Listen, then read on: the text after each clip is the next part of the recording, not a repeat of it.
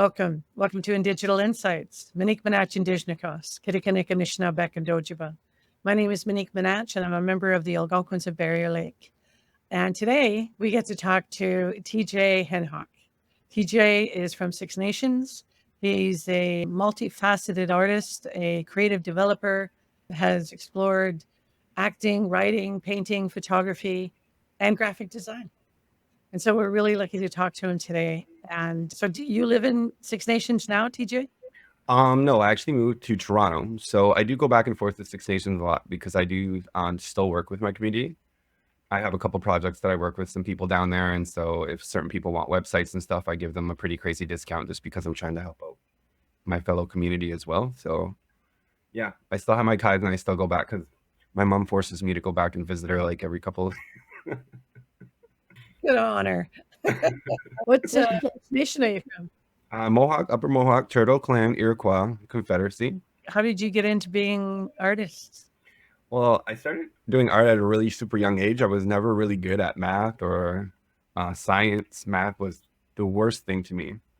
But when I started doing art, people start noticing that they liked it. And I thought that was really cool that, people really like my artwork. So I just kept at it and it just kept growing where people really liked it. And at school, they would put it on the walls outside and stuff like that. And some people would buy it. And it was really calming for me. It was sort of meditative when I did art.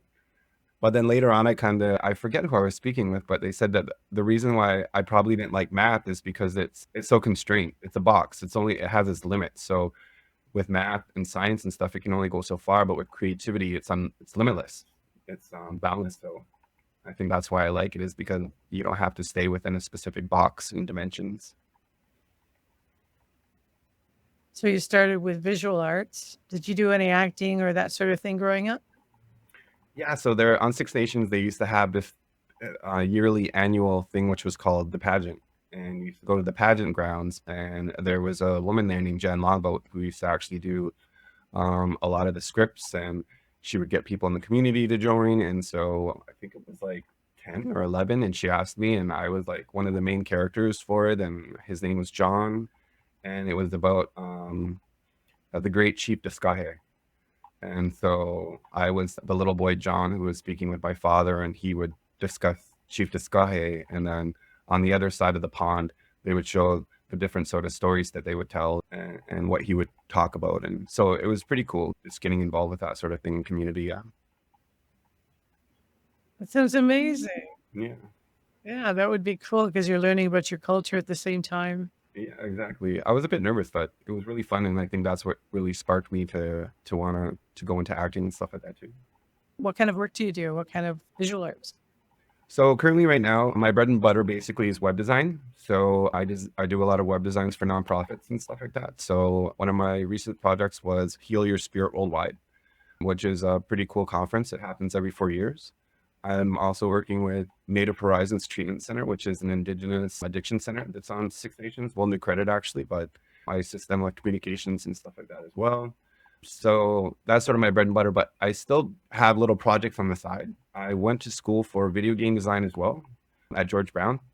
So recently there was a project that I worked on in Kitchener where they just needed certain assets set up in a corridor, so that I would set up all the different assets that they had, so that when they handed it over to the designers that actually create the hallway, that they had a sort of template to go by. So those are kind of interesting projects too. And a lot of the times it seems that it's more word of mouth than anything. Like I have my website up, but I'm not really pushing it on people or anything like that, where if people ask me, I can just come and direct them to my website to let them know what I do. So if they need help with logos or, websites or multimedia stuff, I dabble in VR as well, which is one of my next projects that I'm really working on, where what I visualize is sitting by a campfire, and on one side is the VR person looking at across the fire to an Indigenous elder. And as the Indigenous elder tells stories, the whole environment around you changes to what the story is. And so it leaves you and you're in the story rather than listening to the story. And I think that the really cool thing with that is that we could have individual people creating individual projects that could still be, stories by the fire, or, that kind of thing, stories under the sky. and then people could tell their own story in their own style that they wanted, but just coming from that one fireside sort of thing.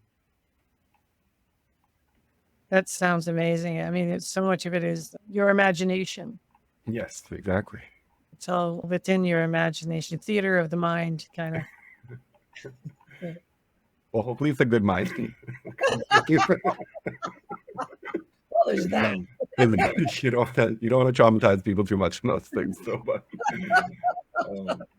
Yeah, that's always a possibility. yeah, because I know like some people were saying, well, what about residential schools? What if you did a VR about that? And I was like, I don't know if I want to scare people and stuff like that. But I mean, they still do have the Mushhole that's in Brantford, which actually could be a canvas for that sort of thing. But I don't know if I really want to do any triggering for that sort of thing. I would rather focus on myths and legends and stuff like that, you know. Exactly. Well, you've done exhibits at the Woodland Cultural Center. Yes, several. So what were those about? So my grandmother, her name was Darlene Smith, and she was a potter. She did Indigenous Iroquois pottery, and she handed that down to my mother. And so my mother was asked to actually do exhibits within the Woodland Cultural Center, and I did a lot of art. My sister did art, and so she was like, you know, why don't you throw your name in there and see if your projects will get approved? And so we started submitting our artwork, and it was being accepted and bought and promoted, and so we just kind of continue to keep doing that. So yeah, it's pretty amazing. In the background, that's one of the pictures that I did right there, and there's another one that I did that's over here. But yeah, that's very super traditional painting with like, so it's so time consuming, but now I have like a digital tablet and it's not as messy, and you know, it's a lot more cool. But it seems awkward though, because when I sell paintings that I actually did physically, they feel like they should cost more than what my digital ones do, because there's so much preciseness, and if you make a mistake, then you really have to go back and correct it in a different way, rather than just pushing like Control Z and then just redoing it again. You know what I mean? I don't know. Yeah, I guess that's just like the old school in me, you know? you were to sell the digital ones, you have to print them off, I guess. Eh? Yeah, so it's a different concept for that, because like you print it off and you only do a run of like 1 to 50 or 1 to 100 or what have you, just so that it's a limited run and that not everybody has that copy, to make it sort of that it is sort of original, that you know that you only have 1 of 50. The same can be said for the print offs for these too, I guess. But yeah, usually I just sold them one of a kind, one of originals, and that's how they were sold. Yeah. It's amazing. It's beautiful work. Yeah, thanks. Absolutely gorgeous. Some of your work has also been exhibited at the Bank of America. Yeah, so I worked actually at Rogers Communication, and that was my bread and butter when I first moved here. I worked there for a little over a decade, but Wow. they're an amazing company. They have really good benefits and 50% off the packages when you're an employee. So they're very kind and generous. They have an Indigenous peoples community that they have affiliated there. Philip Cote actually did an artwork for them up at the very top at the main boardroom. But yeah, so that's one of the places that has my work, and they promoted me, and that's how Bank of America reached out to me, and they just wanted to put some Indigenous photos for Indigenous Peoples Day during the month of June in their hallways. So I did have a couple pictures, but one of the ones that I had, they didn't accept it because it was one of my best friends in Ibiza, and she was posing beside the water there, and she just had a little bit of a butt cheek showing, and they said, we don't think that we want to have that one. Like, it's a nice butt cheek. Come on now. Why he needs a little butt cheek. Exactly. Why not? Don't be so prudish. Bank of America's a prude.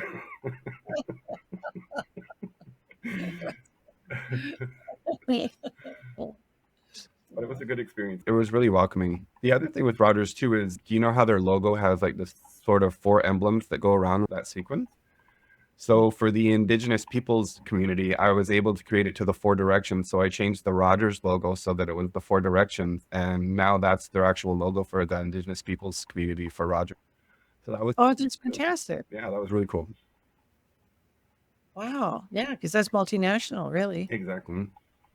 Well, they're basically like our AT&T, but yeah, they're like all affiliated with that kind of stuff. But it was really nice to see them very welcoming and open and okay with new ideas, which not a lot of communities and stuff like that really are.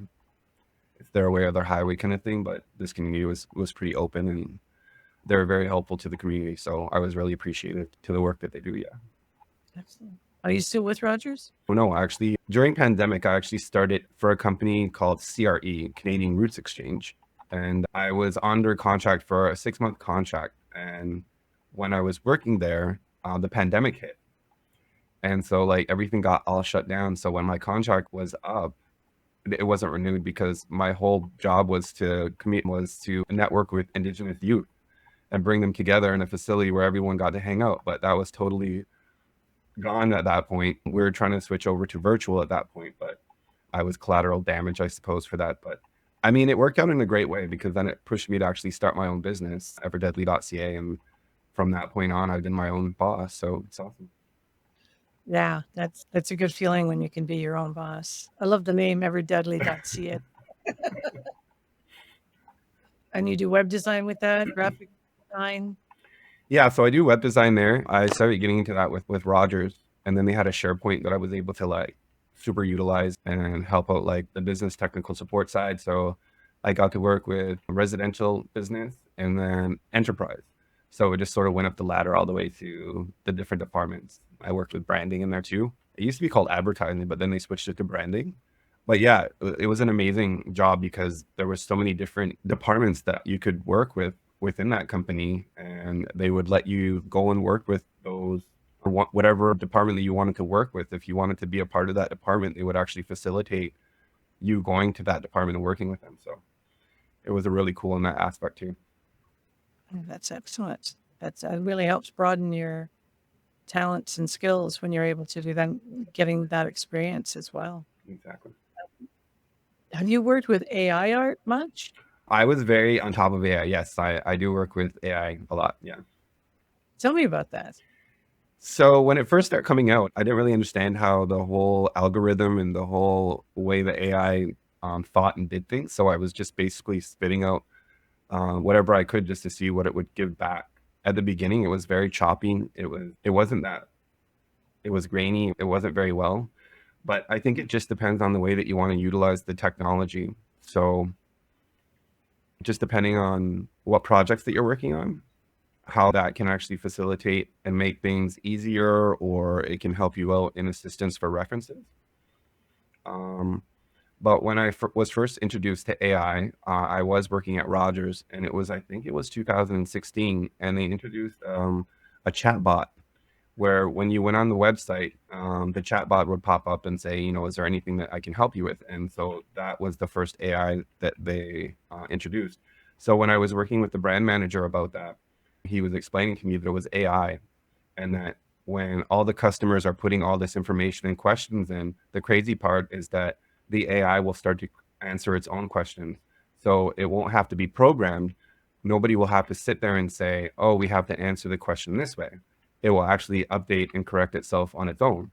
So that was the very first time that I've ever heard of anything like that. And it was sort of mind blowing just to know that kind of technology was around the corner. But 2016, because ChatGPT didn't really come out until like just a couple of years ago, but 2016 was way before that, when the corporations actually had their hands on AI prior to opening it to to the general public.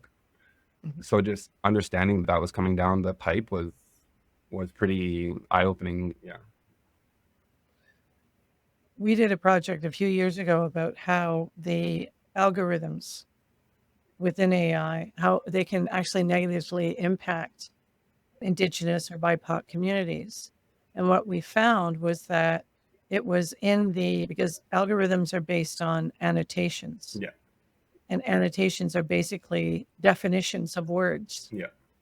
So depending on the definition of the word, the algorithm and then the AI would develop, sometimes with biases against Indigenous community. Like you take the word like settler means something completely different to the Indigenous community than it does to mainstream. Yeah. And there's millions of words like that and millions of definitions. Yeah. Have you come across that at all? I definitely have. I think there was an interview that I saw where they spoke about that, and what they were saying is that the algorithm is based on the total information that's on the internet. So whatever the total amount that's on the internet, so like let's say that there's like 40% negativity on a word rather than 20%, then that that reference, like you said, settler, would show up as a different response because it's taking the whole algorithm of the entire internet. So I think they were even talking about if they looked up Asian, it went to more racy, exotic stuff rather than actual, authentic, official Asian, genuine content. So it's just the brain of the internet, not really what is, but just what has been collected is what the thing is, right? So it's like the whole database. So it's just taking the whole internet and then understanding, is the internet racist? Do you know what I mean? What has been put on the internet? How far is that algorithm? How high is that algorithm? Does it surpass what is really real?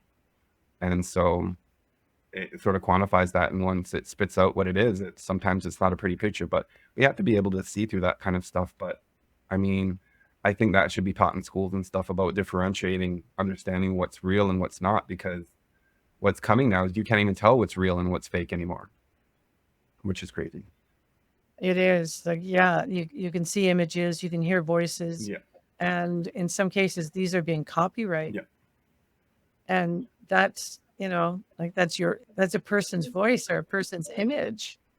It's crazy because I know even with Drake, he had a song out that came out, I think, last year, and it was moving up the charts, but it wasn't him. So him and his legal team actually tried to kibosh it, but the basic premise was the lawyer was like, is that Drake or not? And Drake had to say, no, it wasn't. So he said, then there's no problem here. It just sounds like you. Because you can't prove that it's him. And it wasn't him. He didn't record it. It's just sounds like him. They could just turn the pitch up just a notch up or a notch below, and that's not his voice, but it sounds just like it. Do you know what I mean? Oh, that's awful. Because really but it's based on him. Yes. It's the essence of him, where it's like when you hear it, that's him. But I think there was even a conference with ChatGPT, or was it Siri or something, but they wanted to have Scarlett Johansson to do the voice. And they asked her, and she said, no, I'm okay with that. I'm good. But they came out with a voice that sounded just like her. And so she lawyered up and said, no.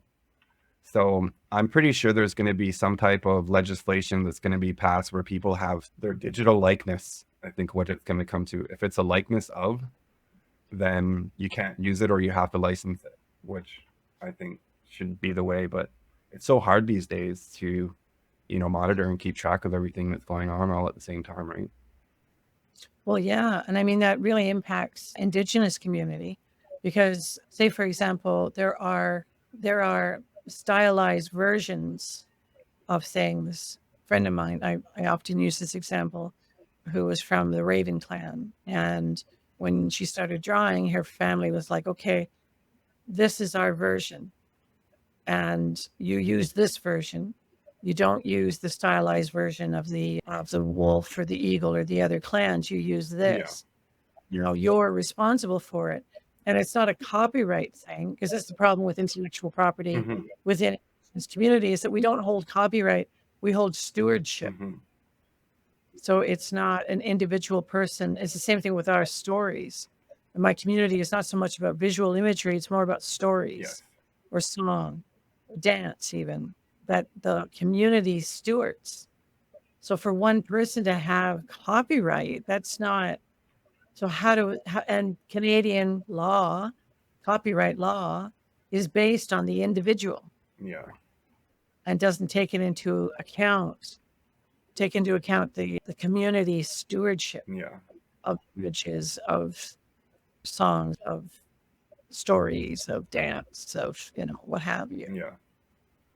I think now it's just to the point where people are just trying to make a quick buck so immediately, and whatever the trend is, and how do I cash in on this? And the sad part is that, that's pretty much the way that things are going at this point. Absolutely. And I mean, there has to be, like, talk about, trying to protect, if you have a digital likeness, well, if they take these stylized versions of, something that belongs to a clan, and then they change it slightly, and then they're like, well, no, it's not exactly the same. So we can use this and we can make money from it. And it goes on all the time. It's incredible. Or if you see like images on teepees, the Plains Cree, those images are only, like, they belong to certain families, and only certain people are have the right to include them. So if someone comes along and takes a picture and sticks it on a T-shirt, that's yeah. I seen a lot of that when they had the Every Child Matters movement, where there was people taking other people's designs and putting them on T-shirts, and people were sort of upset because they were non-Indigenous and they weren't doing things for the cause; they were doing it for the money and stuff like that. And so there was a lot of controversy and stuff going on. But yeah, I see it all the time, Yeah, sad, but I mean, how would you see going forward in order to mitigate and sort of situations to be changed. There was a whole standing committee, and they did a review of Canada's copyright with all these recommendations, and part of that was including the Indigenous paradigm, the perspective on copyright being stewardship as opposed to copyright. Yeah. And all these recommendations were made and given back to the government. Report was written. Here you go. This is what we should do. This is how we can fix it all.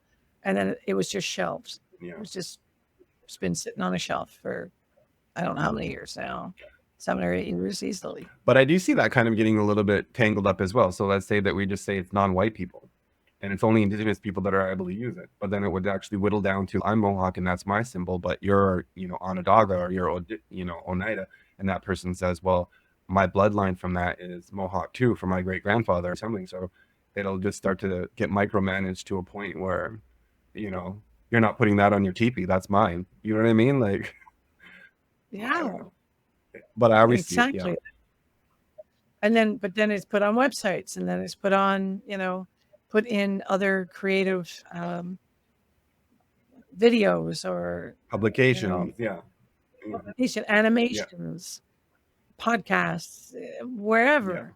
It's just, it's in there. That image is in there, it's being used, and it doesn't, the people who are using it don't necessarily have the rights to use it. Well, I do know on YouTube that whenever they do use other people's sort of material, they accredit it in the bottom. They're forced to accredit it. So knowing that these people may be going forward and using it anyway, I don't know whether, they're showing that, this symbol was from this tribe and this, and giving a background and maybe even a link to that information as they're using it. But at least show people that don't know anything about it to educate themselves, and at least an option to educate themselves rather than, not any education at all. I don't know. It's a slippery slope. It is. And accrediting is fine, but if they're making money off of this thing, then there needs to be maybe there'd be like a kickback to like some certain nation or something like that, some organization that could be funded for that. I'm not sure, but I know that it's not gonna stop for sure. So I don't know. If it's specific to a nation, well, there are Mohawks in 6 Nations, in Tyendinaga, and Ganawage, and Ganazadage. So, same with Algonquin. There's like 9 or 11, I think, Algonquin nations, like First Nations. And so what family, which even nation? with me, the Henhawks with the E or the Henhawks with the K, who's right? My son's family is from Moose Cree, and they 3 families of Rickards. That's what I'm saying. Like, it's crazy. And so, like, what are you going to go back to? Who's right? Who's the longest standing family that's been there the longest? Like, and especially when they were assigned names, then that's totally lost. So everyone was registered at the same time, sort of thing. It's like you couldn't tell. Yeah, I know what you're saying. Yeah, have to bring a wampum out and then reread that and see what they say. Yeah, exactly. Yeah, we've been talking a lot about wampum, about what those belts mean and how they're made, and painstaking, how you could. There's a beautiful exhibit over at Daphne, the Daphne Center in Montreal. It's an Indigenous arts center there, and they had different. Dominic LaFontaine was one of the artists, and there was a couple of other artists, and they were using the wampum in different way, the wampum belts in different ways. But it would be because Algonquins had wampum belts. Oh, really? Oh, yeah. Yeah. There's a picture. I'll have to dig it up and so we can show people of a group of Algonquins. My grandfather and my grandmother are both in this picture. And there's 4 wampum belts, and then there's wampum string. Like the sinew?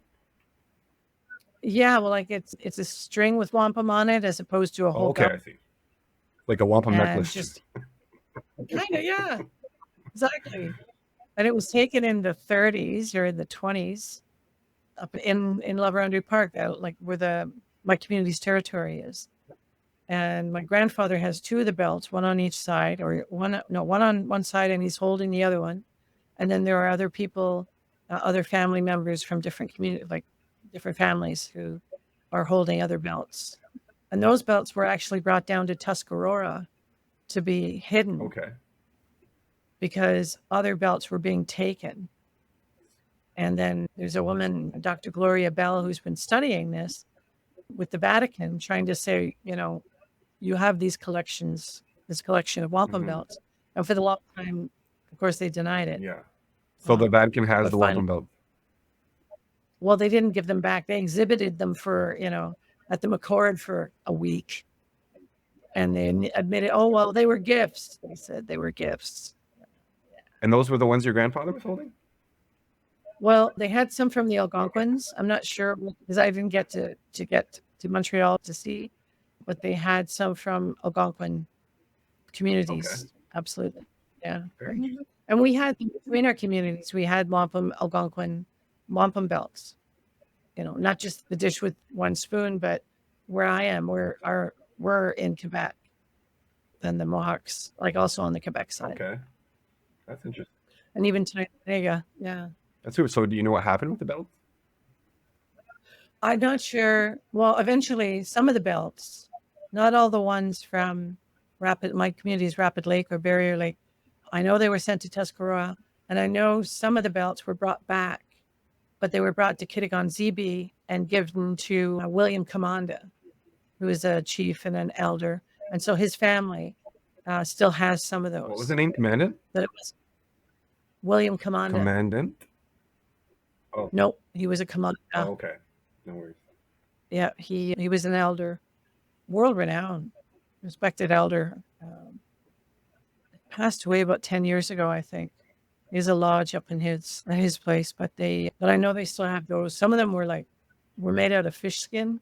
Oh, Like that's the interesting. wampum was in it. And some are like circular Yeah. and some are belt-like and some are, I guess, necklace style. So it's so crazy. There was another one that I actually saw a long time ago. I think it was like strings though. All these strings that were tied and then each string had its own story that went down the line. I don't know, something that was really interesting though. But I was like, how could you read that? So I guess the people that actually made it could look at the string and read it all the way down depending on what the colors were and what the strings were. It was very impressive. Exactly. They were mnemonic Yeah, devices. And it really speaks to the visual nature exactly. I of think our that's why I like art. yeah. Mhm. Exactly. I always liken it to like when you look at the wampum belt, I liken it to if you look at digital now, and that's why like the digital is so we picked it up. It was like, well, hey, this is a great tool. We like this tool. If you consider that the wampums could be Yeah, pixels, exactly. and now with digital, to have the pixels within the picture that show you the whole image, that I could see a real comparison there. Yeah, it's super interesting. They should make a documentary just based on wampum belts and stuff like that. Just I know that there was another thing too that was called a talking stick, where it's like my uncle had one where it's like has little notches that go all the way down and it does like the calendar and all this stuff. I don't know, but it was super intricate. But my uncle, he's very into the kind of historical stuff. Like I think he even found it at like Value Village or something like that. But he goes to Value Village and he found these crazy things. And it's yeah, even pottery and everything you can find there. It's really wild. Yeah. Yeah, it is. Yeah, I love me a good thrift. But there's talking sticks, and I know in Haudenosaunee culture there's the condolence Yes. canes as well, and they also had the notches I on the think it's side. similar to that too. They use that in the grand openings, I think, for the palace and stuff. They come out with that with the elders and the chiefs and stuff. Yeah. Very cool. Yeah, it is. It is. And the meaning behind that stuff is just incredible. Yeah, the stories that they tell, but some of it I don't think it could do it justice, even with the people that do know the stories from what, because like even for us being Indigenous, we never really had a lot of stuff that was written down that we can reflect and look on. So it's all story told. So if you ever played a telephone game, you can go down, and by the time it gets around to the other person, it's like there was a lot of things that were kind of added and taken away, and sort of, I like this part a little bit better, so I'm gonna put that in there. I'm gonna leave this part out because I don't like it, but the stories have definitely evolved as we come along. Absolutely. What's really interesting is that up into like a contact, up into a certain point, that's why memorization, it was such a huge part, and song was such a huge part. I mean, everybody was really a walking library because of all the memorization that happened. And so the stories, they didn't change because they were memorized verbatim. And that was part of, certain families and certain people. That was part of their Yeah. responsibility, was to maintain. And that's why when there was so much contact, with the disease, and, when they broke that line of knowledge transference, so much of it got lost. I think that that's why we like songs so much, is it's a lot easier to remember songs than it is to remember a paragraph of something. So if you sing it, then you kind of know the words. Exactly. Yeah, it was Thomas. He was an elder in Six Nations, not Jeff Thomas. He was a photographer. There was, I can't remember. But he knew a lot of the old prayers, and he knew a lot of the stories. And he would hold even workshops with people to teach them so that they would to memorize them. Well, I mean, that's good that we have the digital presence now, is that, before an elder can pass, we can actually, have them tell the stories and talk with us, and let us in those certain parts. And hopefully one day I can take those stories and turn them into virtual reality so that people can experience them firsthand rather than just an elder talking about it. But I always find immersiveness is a lot more better than reading a page or hearing a song, but just actually feeling the sounds and the birds and the nature, and you know what I mean? Like, I don't know. I'm just all about that kind of stuff. Yeah. No, it's brilliant. That's exactly it. That being able to pass it on that way, because it's not just about hearing it. It's when there's telling the story. It's, I always use my hands, right? It's how they use their hands, how they tilt their head, that look in their eye, the way they pause, the laughter, all of it that conveys the values. And because so many of our stories are value based. Like the teaching. Yeah. Exactly. And so I think, digital is such an amazing tool for us to be able to. I don't like the idea of preserving, like it feels like you're freezing it in time. You put it in the fridge. Put it by Like the moose Joey's meat. book. Yeah, there's some moose, there's some traditions. Well, I understand what you're saying with that, but it's nice that it is preserved, because if those elders pass away with that information, then it's lost forever. And I think even if it's in the fridge for a while, I think it's still fine. Little freezer brewing, But yeah, I guess they're coming out now where like the kids that are born these days are born on the internet. They're born digitally. So by the time that they're, in their 90s, there's a full digital imprint of it that they've left digitally on their whole life, so that they can actually take all that information and turn it into sort of like a sentient bot, where you can actually go back and speak with these people and they will respond as if it actually is that person, which is it's crazy. That's incredible. I was talking to Archie Pachowis. He's he's an artist and a prof and does all kinds of stuff. And he was saying that he would like to take AI and teach it our language and teach it our ways and see what happens and what kind of entity is created. I've actually started on that. I call it Kokum. And so I took all the legends and stories from the things that I like and the things that I knew, and I uploaded it. So every time Kokum responds, she responds as a wise old elder. and speaks as if she's like a wise old elder, which I thought was really kind of cool because Native Horizons Treatment Center, people really needed help right away. I was thinking of a way that there could be someone soothing and nice to talk to that you could, but I don't know. I'm still working on it, but yeah, it's a pretty cool concept though.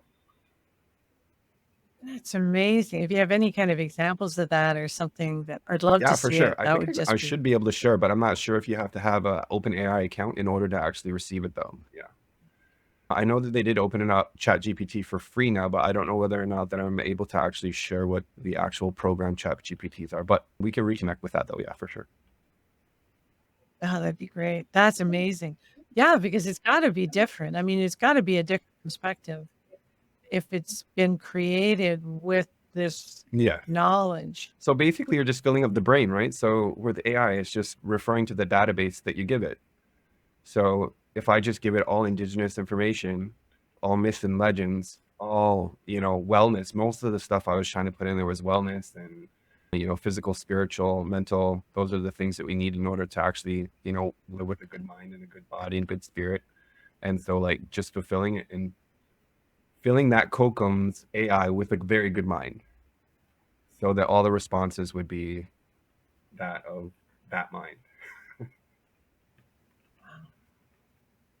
That's so different from, when we were looking at algorithms and, the word settler and definitions and annotations and all of that sort of thing. I mean, when you look at something like this, I mean, like I've often wondered, what would an Indigenous internet look like? Yeah, that would be interesting. Yeah, it would be so different because it wouldn't have the same values. The algorithm would be very different, I'm sure. The annotations would There'd certainly be be a lot of. different. Go I ahead. wonder, I wonder if there's some way we can create a little, like if the internet is an ocean, like maybe there's a little bay that we could, create Yeah. that is specific to I Indig. mean, if you're able to focus those specific databases to the AI, then that's what it will be. So I created a couple other ones for like script writing. So it's just a heavy concentration of documents and information that you put together. And it's just a talking repository, basically, an intelligent talking repository. Yeah. So like you could do a wampum one where you just filled it with every information you could possibly think of with the wampum belts. So whenever you want to know about wampum, you could just go and say, well, what was the wampum that was for, this land, or what was the wampum for this nation, and it would just come back right away with all the information about it, even images and stuff like that. So, but it's almost like a talking Encyclopedia Britannica sort of thing, but you get to decide what the encyclopedias contain. Yeah. And then you kind of wrap a personality Exactly, yeah. around You can put it. the personality traits, you can make them sort of, aggressive or kind or, gentle old lady, whatever you want. Yeah, Mean old exactly. man. But it was funny when you were saying about what would the Indigenous internet look like, and I was like, there's going to be a lot of smoke shop websites.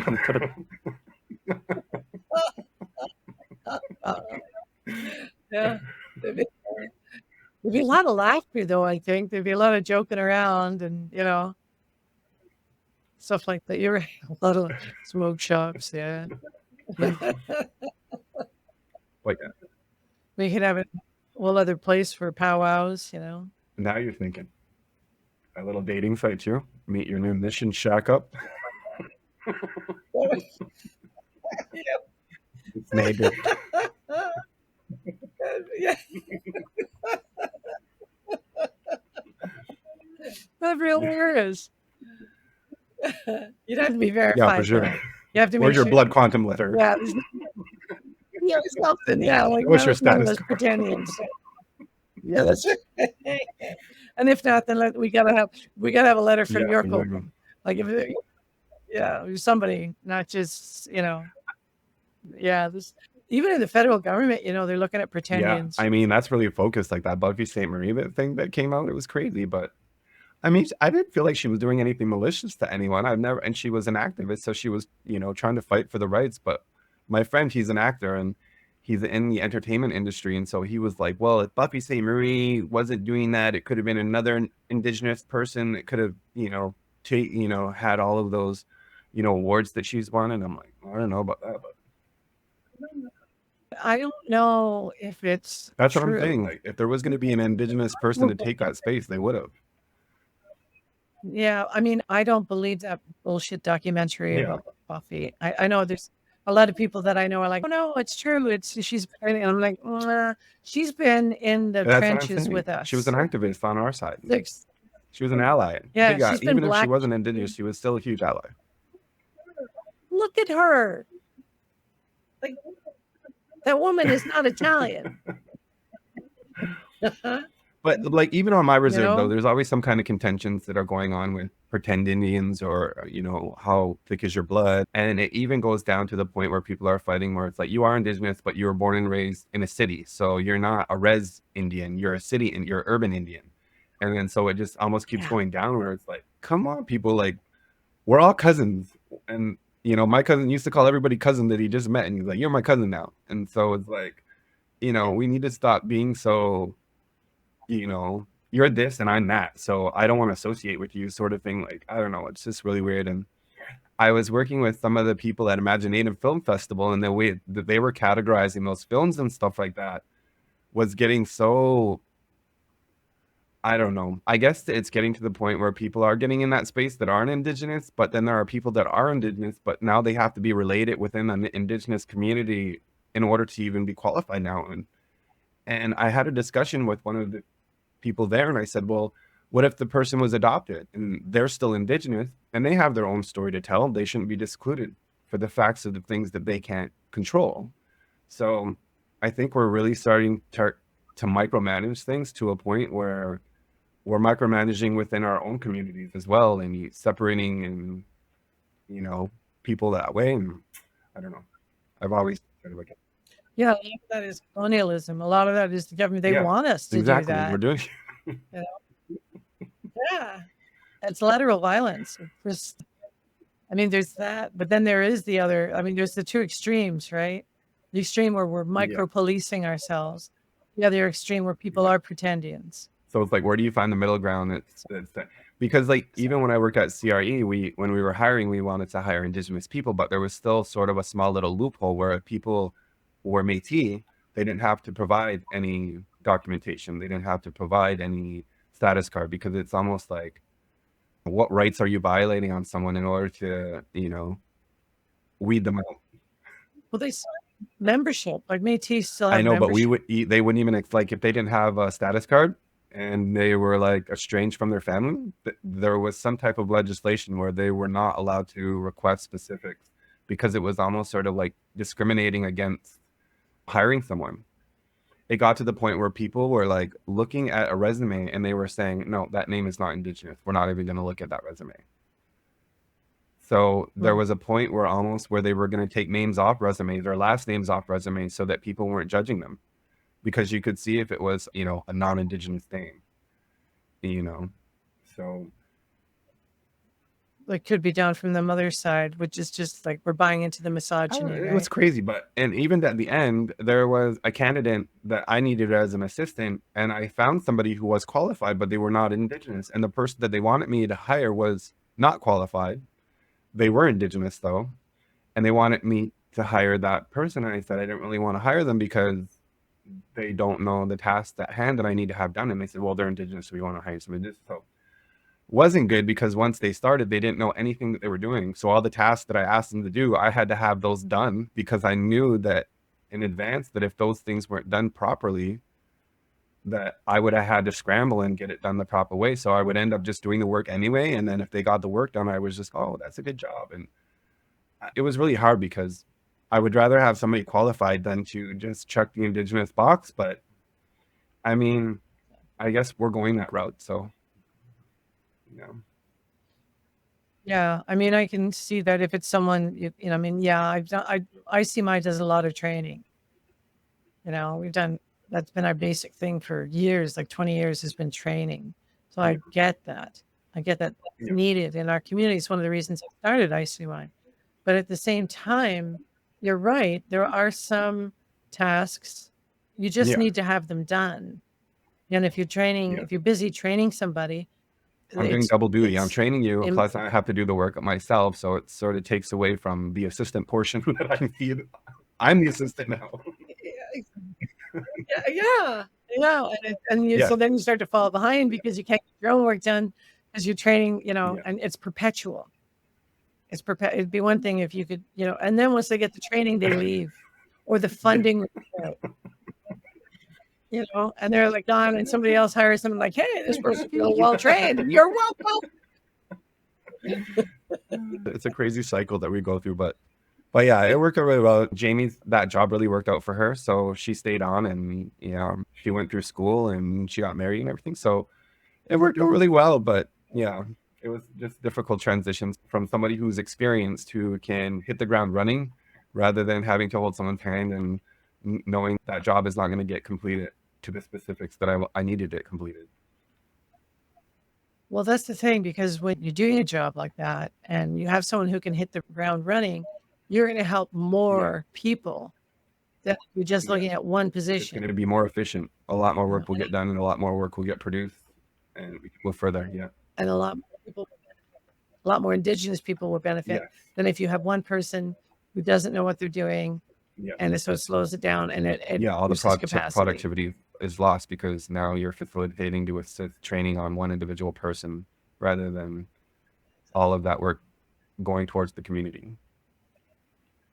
I mean, ideally, you're going to be hiring somebody who is Indigenous and has Yeah. the skills, and then build into that infrastructure the internship or mentorship roles. That's why we need more capacity building.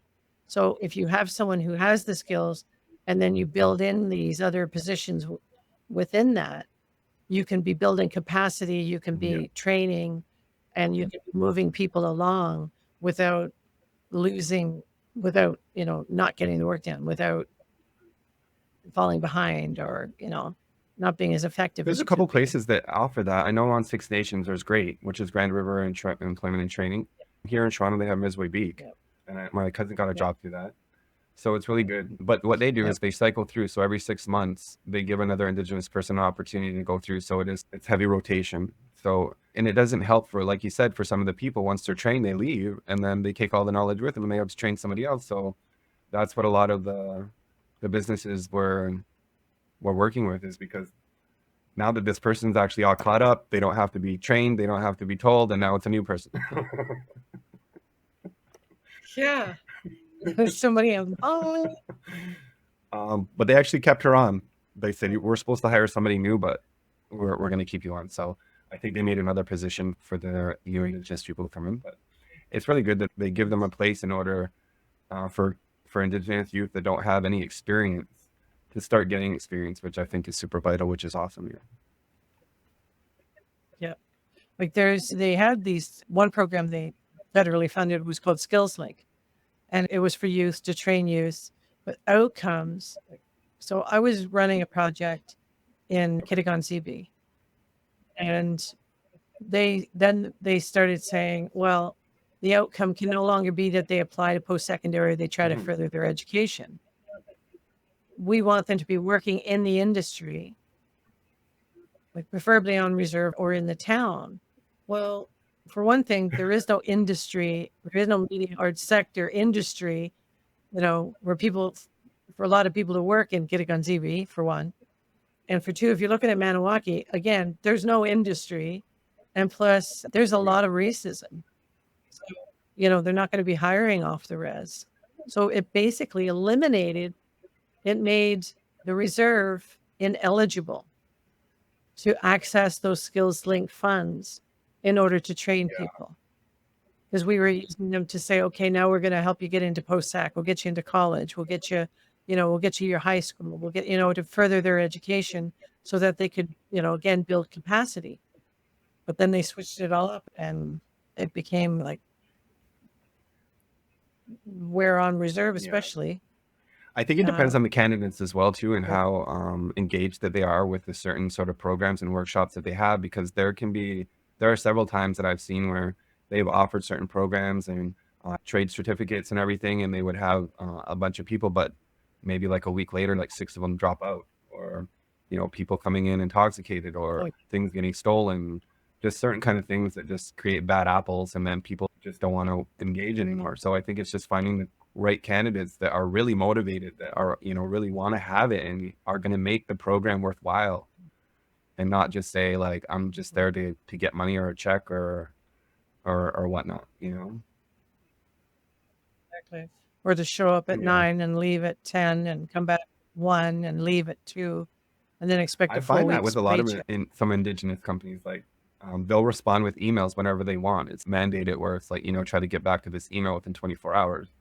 So there were some cases where I'd have to consistently send emails and phone calls in order to even just get somebody to answer anything. So I don't know, but it comes from the top down and it's cultural. So I think that whoever the management is should be the one who's enforcing those sort of, It's the environment that you create.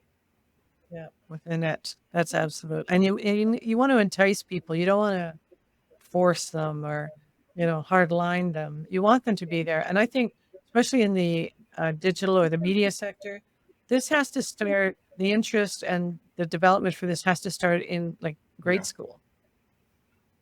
And they need to know that they can have, like, nobody says to these people, oh, well, yeah, there is actually a job there for you in digital media. This is something you can train for. This is something that you can do with your life. Nobody ever, it's not there. The equipment's not there. The training isn't there. The education isn't there. Especially you get into small reserves. My reserve, the school only goes to grade 6. Well, mine only went to grade 8. Yeah. Yeah. And then you have to leave to go to high school. And where we are, it's isolated. So at the age of 13, because in Quebec, high school starts in grade 7. Secondary 1 starts, it's our grade 7. So at 13, these kids have to leave home and go live. Hopefully, they have family in Kitigan-ZB where they can go to school. Otherwise, they're shipped off to Val-d'Or or maybe Maniwaki or, who knows where. At 13 years old. How many of these kids are actually going to be successful? Yeah, that's kind of scary. There are some stories that I heard that I think it was 7 Fallen Feathers or something, where it's like children came from Thunder Bay and they disappeared in the educational system or something like. Yeah, they come from the northern communities in Ontario. They go to Thunder Bay to go to school. They get boarded in some boarding and they disappear. Yeah. 7 Fallen Feathers. Yeah, it's wicked. It's pretty crazy, that sort of stuff. But what do you see, like a school being formed or some type of high school or that? Yeah. I hope so. I mean, the pandemic proved, because nobody could leave, right? So the high school kids were able to go virtual with the high school and maybe graduate. that could be a solution. It's just doing everything virtual for them, but it's not the same as classroom teaching. 100% not the same. I kind of feel bad that they have that isolation now and that kids are on their phones constantly. Like my niece is like on her phone, like constantly. We have to like put the phone down. I'm talking to you right now. You know what I mean? They're too much into technology. It's just because even with Native Horizons, they're opening a land-based program, and they didn't get a very big turnout because the kids want to be inside. They want to be on their phones. They want to be on technology. They want to be on YouTube and Minecraft or whatever it is. Yeah. Yeah. Well, when I moved here, the backyard is not a bad size. And I thought, fantastic. I envisioned all these kids playing in the backyard with my son, right? I thought, oh, the kids will be able to come over and play in the backyard, throw the ball around, whatever. And I remember when he was young, he's 22 now, but when he was a kid, I said, well, why don't you invite your friends over? And he goes, well, no, because then we wouldn't be able to play our games because everybody has to be on their own computer. Yeah, it was crazy. So no football in the backyard? Nothing? No, I thought of all the games we played as kids in the backyard. And even having fun in the snow. And I remember being like a big snow snoot and just like tearing up the snow outside. And well, our parents would lock us out of the house until dark, and then they would say dinner's ready, and then we would be banging on the door. I'm cold, I'm hungry. Yeah, exactly. It was so different growing up. I'm glad though that I grew up in When that the sort of lights, era without the internet and all that kind of stuff. Because I think that if I was born with me too. technology and AI, I'd be like, is this place real or am I living in a simulation right I know, right? It would it kind of makes you Yeah, because wonder. you weren't born before the Uh, internet, so you're really not sure about how all that kind of stuff is. and your mind, your memory doesn't Yeah. Yeah. differentiate between what you watch or see on the internet, like Yeah. in reality. I mean, we know, but it is stored the same way. So it's yeah, it's kind of scary. Makes me wonder about, and even like I look at his generation, and then I'm thinking, well, what about the next generation or the generation after that?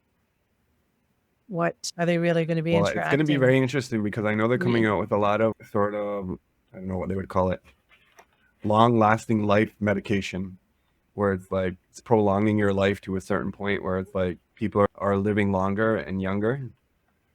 But then there's also what I've been finding is there's been a lot of stories coming out where they've been finding plastic in a lot of adult males' testicles and including animals. And so what they're thinking is that every time you touch plastic is that you're absorbing small amounts of plastic into your entire body. And so the next day I was going around my house and I was thinking how many times I touched plastic. So the keyboard's plastic, my cup is plastic, even my chicken was wrapped in plastic. Like it's just everywhere. So it's just like, I don't know. People are going to start getting plastic phobia instead of germophobia. Yeah, I believe it. I saw this wicked documentary about plastic one time. Like, don't microwave with it, don't store with it in the fridge. Like, I went through and really combed all my like kitchen stuff to get rid of, try to use glass, don't use plastic. Yeah, because And you it's even look at baby bottles. Like, it, I mean, there's glass baby bottles, but do a yeah. lot of people use them? Not really. No, they use the little bottle, like the plastic inserts, or the nipple is, like rubbery, Or even plasticky. I've been seeing videos of people finding really awkward fruit in the States where it's almost like a plastic. It's not even like fruit anymore. But you peel a banana and it looks like a banana, but when you cut it, it's not the texture of banana anymore. It's like it's almost like a plastic. But I don't know if you ever heard of the movie called Soylent Green. Oh yeah, Soylent people.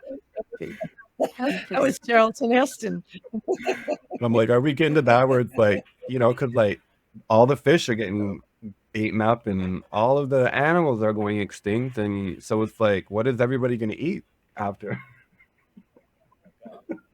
Oh my God. Oh no, we're gonna go. The dystopia is upon us. Right. Damn But it. it's so crazy that we're just gonna, it's like farming stopped on my reserve and it kind of dwindled out and they sold a lot of the land and stuff. And some of the farmers just said they could recoup money. But when you look at it now, I think that's going to be the cash crop is because people want organic and people want food that's grown like from the land and not a lot of pesticides. And I think that our communities could really come up with really innovative ways in order to get the food out. Absolutely. I remember in the 90s, there was a farmer in Six Nations that we interviewed. His name was Okay. Lehman Gibson. And Lehman was a traditional farmer. And he was telling us that, like, when they started using pesticides and herbicides, that they wouldn't sell them to the Indians because they were like, oh no, you guys can't have this, because it was supposed to be so wonderful and great and crop and all that kind of stuff. He said, so as a result, the land on reserve has The proper nutrition maintained, there. yeah, its organic state. So now that we find that all these chemicals are really GMO and all bad, that kind of stuff. Yeah. yeah, that the stuff that's grown on the And now they're coming reserve to us like, can we is have your clean. seeds? And we're like, go on, get. What? What over there? Go on over there. But yeah, it's like we're coming back. Like I think that in my mom's time, it was like chemicals are the best thing and chemicals clean everything. And now we're going backwards where it's like chemicals are not good for us and we need to go back to like the old way. Yeah. Baking soda. But the funny thing, I remember going over to my grandma's place, and every Sunday it smelled like bleach because she would wash everything down with bleach, but it was just like opened up your sinuses and everything, dude. Like, Totally. grandma, You're walking holy. around She used to blinking. even dump Javix down the well, and I remember drinking the water, and you could sort of still taste the little hint of Javix, and I was like, Jeez. she's like, it's killing all of the germs and all of the bacteria. I don't know. I think a Oh, well, squirrel died rotting in my there one time, and insides, so but that's why she did that. That squirrel fell down there, and they had to fish it out. And then my grandma's like, "We're gonna pour Jeep bleach down it. I'll fix it."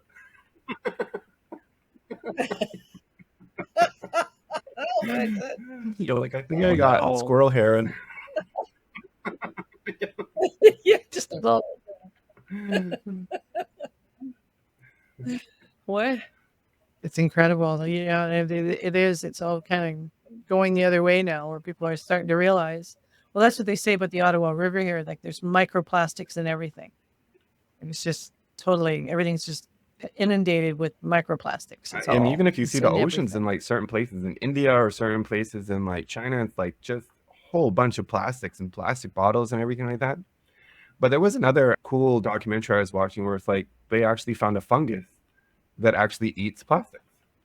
So they can take all the plastics and feed it to the fungus, and the fungus actually eats it.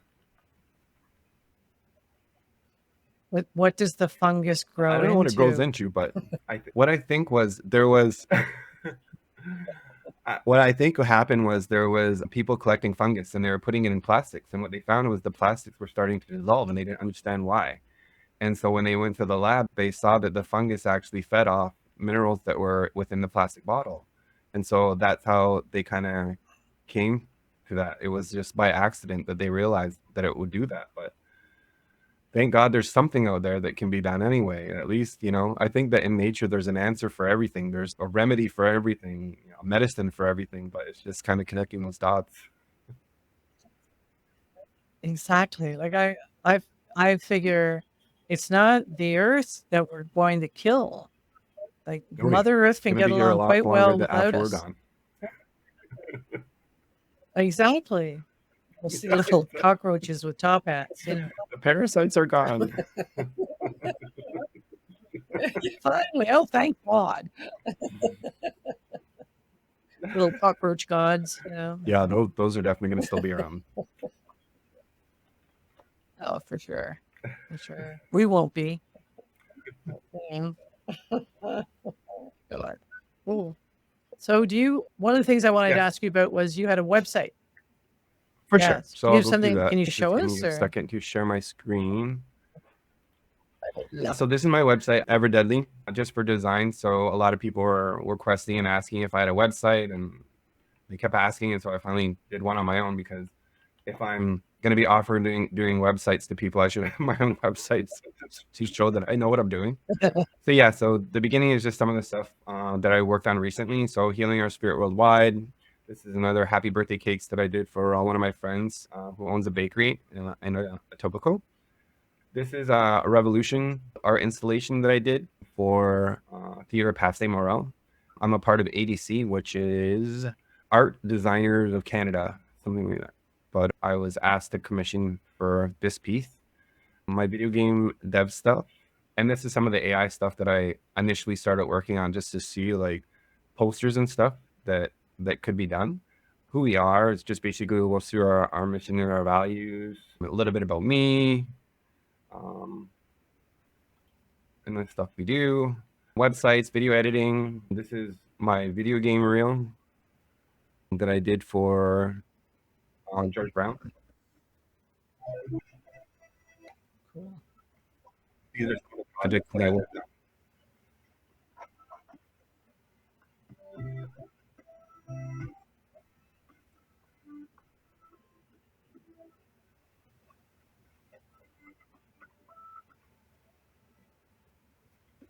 But yeah, so those are some of the video games projects that I worked on. Some logos, custom creations, clothing and apparel. I also did a coloring book. It's available on Amazon too. It's called Color Me Happy. It's basically beaches, because I love beaches.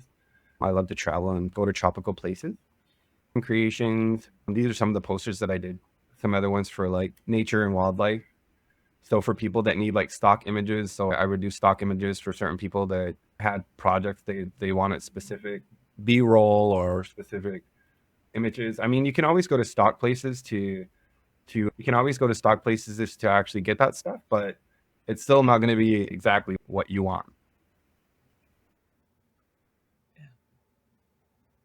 That's amazing. Actually, we may go through that and maybe pull some images and stuff. So what we can, yeah. No, that's fantastic. Wow. It's beautiful work too. Gorgeous work. Well, I think I just want to thank you. I want to thank you for talking with me today. I love how we managed to That's wander my off favorite and talk kind, is about a just go bunch of on little stuff. tangents and stories and I call it being tangentized. and then you get to the point where you're like, what was I talking about again? What did we Where am do? I? Look around. He's like, exactly. Well, that's fantastic, TJ. Thanks so much. We really appreciate it. It's been great talking to you today. And actually, I'd like to talk to you some more about some of the projects. And That'd be great. there's Keep in contact. can do. Thank you so much for having me. Yeah, my goal. Thanks.